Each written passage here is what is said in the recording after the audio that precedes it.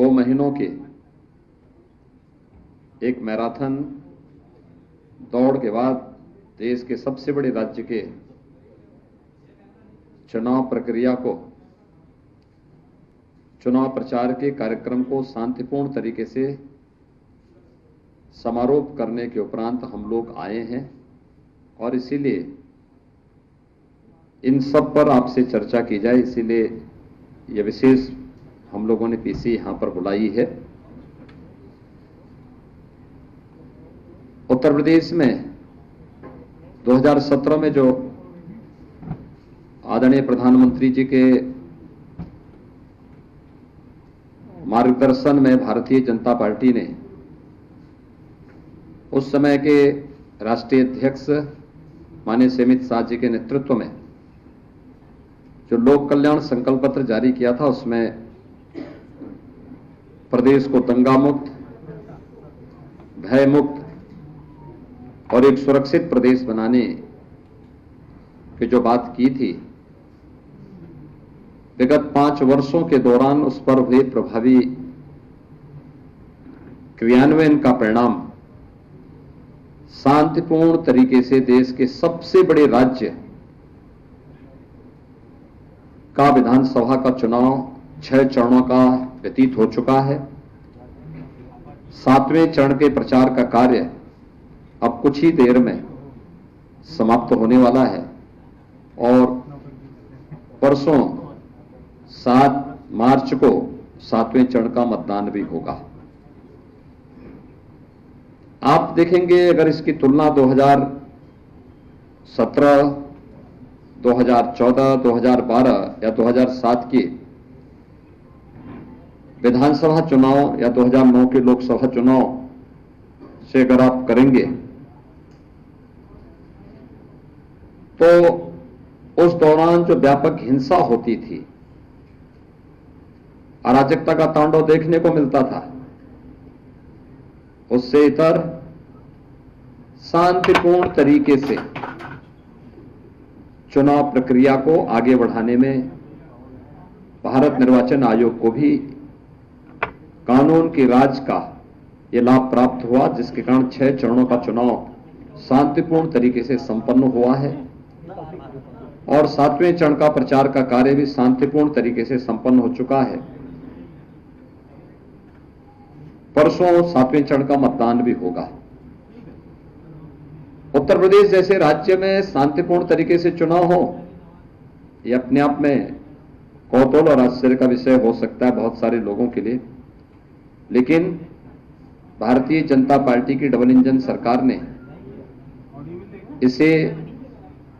वास्तविक हकीकत में बदलने का काम भी किया है और 5 वर्ष की डबल इंजन सरकार की उपलब्धियों में से यह भी एक आता है। मित्रों, पूरे प्रचार के दौरान प्रदेश के अंदर सभी 75 जनपदों में हमें जाने का अवसर प्राप्त हुआ और पिछले 2 महीनों के दौरान मैं इस बात को कह सकता हूं कि Bharatiya Janata party double engine सरकार ने जो कहा सो करके दिखाया था और जनमानस में जो अपार विश्वास है, सबका साथ, सबका विकास, सबका विश्वास और सबके प्रयास का, वह विधानसभा चुनाव प्रचार के दौरान भी प्रतिफलित होता हुआ दिखाई दिया है।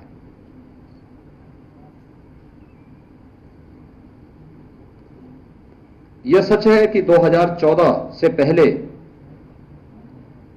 प्रदेश की राजनीति को भी और देश की राजनीति को भी कांग्रेस और अन्य क्षेत्रीय दलों ने जाति, मत, मजहब, क्षेत्र, भाषा और तमाम अन्य बातों के आधार पर विभाजित कर दिया था और इस उधेड़-बुन में मूल बिंदुओं पर ध्यान नहीं जा पाता था। पहली बार देखने को मिला है जब 2014 में प्रधानमंत्री मोदी जी के नेतृत्व में इलेक्शन लड़े गए और भारत के सामान्य निर्वाचन के लिए उस समय इलेक्शन के एजेंडे को जो धार उन्होंने दी थी, लोकसभा चुनाव के पहले प्रधानमंत्री जी ने नारा दिया था सबका साथ और सबके विकास का। लोगों को लगता था कि ये वास्तव में क्या है, लेकिन जब 2014 में सरकार बनी और सरकार ने अपने बिंदुओं को फोकस किया, देश की आंतरिक और बाह्य सुरक्षा को लेकर, देश की आस्था के सम्मान को लेकर, देश की इंफ्रास्ट्रक्चर डेवलपमेंट को लेकर के और गरीब कल्याणकारी योजनाओं का लाभ बिना भेदभाव के प्रत्येक नागरिक तक पहुंचाने का,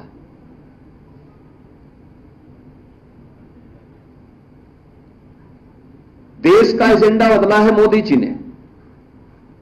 जो जाति, मत, मजहब, क्षेत्र, भाषा और परिवार तक सीमित था, वह प्रधानमंत्री मोदी जी ने गांव, गरीब, किसान, नौजवान, महिलाएं और समाज के उन सभी उपेक्षित, दबे कुचले तबकों तक पहुंचाने का काम किया जो आजादी के बाद शासन की योजनाओं से वंचित थे, जो विकास की प्रक्रिया में पिछड़ गए थे और जिन्हें सरकार के सहयोग और सहारे की आवश्यकता थी, उन सबको ये संबल देने का काम प्रधानमंत्री मोदी जी के नेतृत्व में हुआ। आज उसका परिणाम भी देखने को मिला। ये सच है, 2014 से 2017 के बीच, मार्च 17 के बीच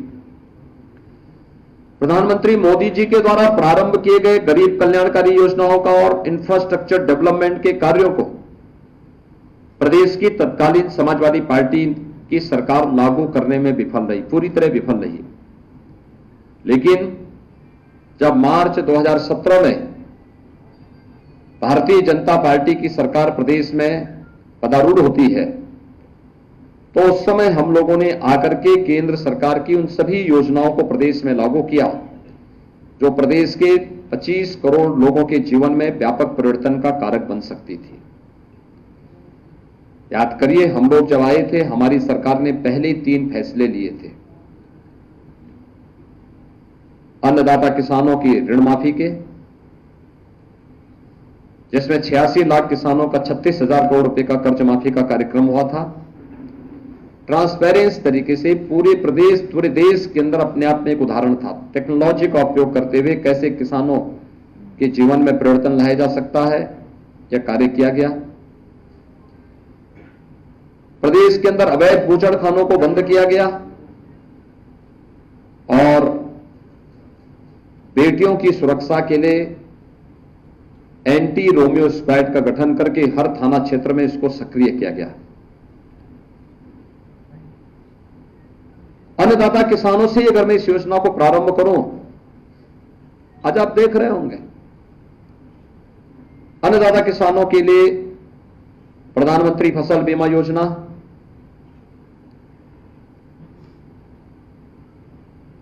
एमएसपी की घोषणा 1967 में हुई, लेकिन वास्तविक रूप से अन्नदाता किसानों को उनकी उपज का 1.5 गुना दाम मिल जाए, यह प्रधानमंत्री मोदी जी ने 2017-18 में लागू कराया। उत्तर प्रदेश में प्रोक्यूरमेंट की पॉलिसी भारतीय जनता पार्टी की डबल इंजन सरकार लेके आई। किसान की उपज को खरीदने के लिए कोई बिचौलिया नहीं होगा, कोई आड़ती नहीं होगा, किसान को उसकी उपज का दाम सीधे मिले, यह भी भारतीय जनता पार्टी की डबल इंजन सरकार ने किया। किसान को अपनी फसल को और कई फसल अपने खेत में उगा सके, इसके लिए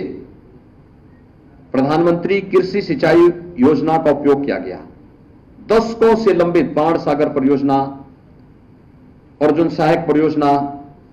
सरयू नहर राष्ट्रीय परियोजना जैसी 1.5 दर्जन से अधिक परियोजनाओं को पूरा किया गया।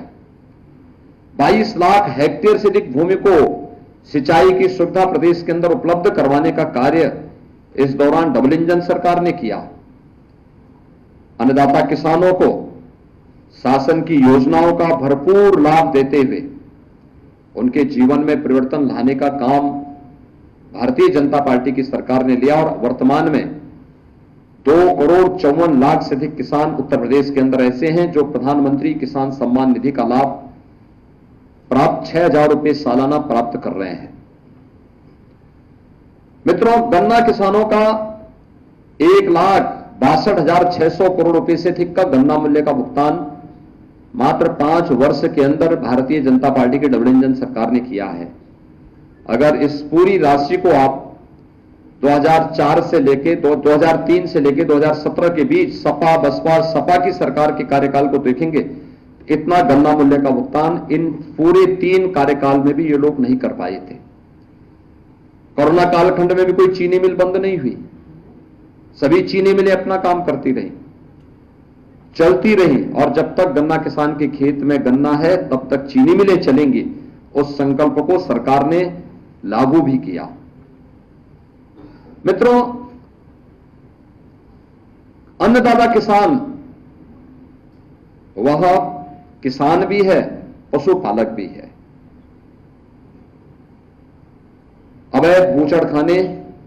उनके सामने चुनौती थी। हमने आने के तत्काल बाद 2017 में अवैध बूचड़खाने बंद किए। हम ये भी जानते थे कि इसके कुछ साइड इफेक्ट होंगे, और इसीलिए हम लोगों ने 2018-19 से हर जनपद में पर्याप्त मात्रा में गौ आश्रय स्थल खोलने प्रारंभ कर दिए थे। 9 लाख गौवंश वर्तमान में गौ आश्रय स्थल में है। 3 प्रकार की योजनाएं हमारी इस संबंध में चल रही हैं। एक, सरकार के संरक्षण में बेसहारा गौवंश के संरक्षण की योजना। दूसरी, सहायता योजना के अंतर्गत जो किसान बेसहारा गौवंश को अपने यहां ले जाकर के पालेगा, उसका पालन करेगा, पर गौवंश उसे 900 रुपए की राशि सरकार देती है। 4 गौवंश एक पशुपालक को देने की हम छूट देते को उसको अनुमन्य करते हैं। और तीसरी योजना कुपोषित परिवारों के लिए है, जिसमें बेसहारा गौवंश को जो गौ आश्रय स्थल से उन्हें उपलब्ध करवाने का कार्य किया जाता है, और उसमें 900 रुपए हर गौवंश का उस परिवार को दिया जाता है। ब्याई हुई गाय देते हैं उस परिवार को। 9 लाख गौवंश की सेवा और उनके संरक्षण का कार्य इस रूप में हो रहा है। लेकिन आने वाले समय में यह कार्यक्रम और भी तीव्र गति से आगे बढ़े, यह एक योजना है, और इसको लेकर के ऊर्जा के साथ उसे जोड़ना, ऊर्जा के साथ साथ प्राकृतिक खेती के लिए यूनियन बजट में पहली बार प्रावधान हुआ है। तो प्राकृतिक खेती को इसके साथ जोड़ने की कार्रवाई भी आगे बढ़ेगी, और इसलिए अन्नदाता किसानों के लिए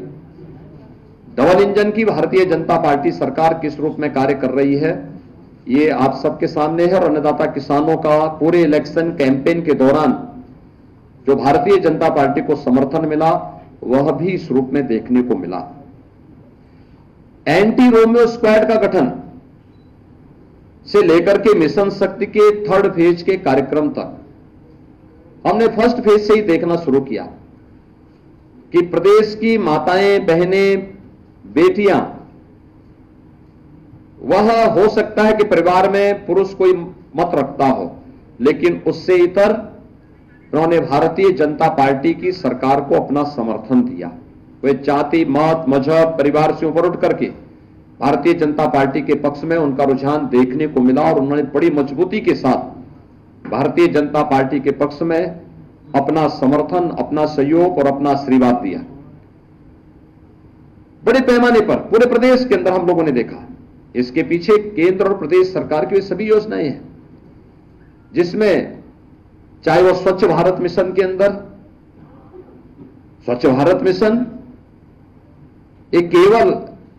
शौचालय बनाने का कार्यक्रम नहीं था, ये नारी गरिमा और सुरक्षा का प्रतीक भी बना। प्रदेश के अंदर बेटी बचाओ बेटी पढ़ाओ का कार्यक्रम हो, जननी सुरक्षा का हो, मातृवंदना का कार्यक्रम हो, या प्रदेश शासन के द्वारा मुख्यमंत्री कन्या सुमंगला योजना या मुख्यमंत्री सामूहिक विवाह की योजना, ये सभी योजनाएं ऐसी थी जिन योजनाओं को हाथों हाथ माताओं बहनों ने लिया।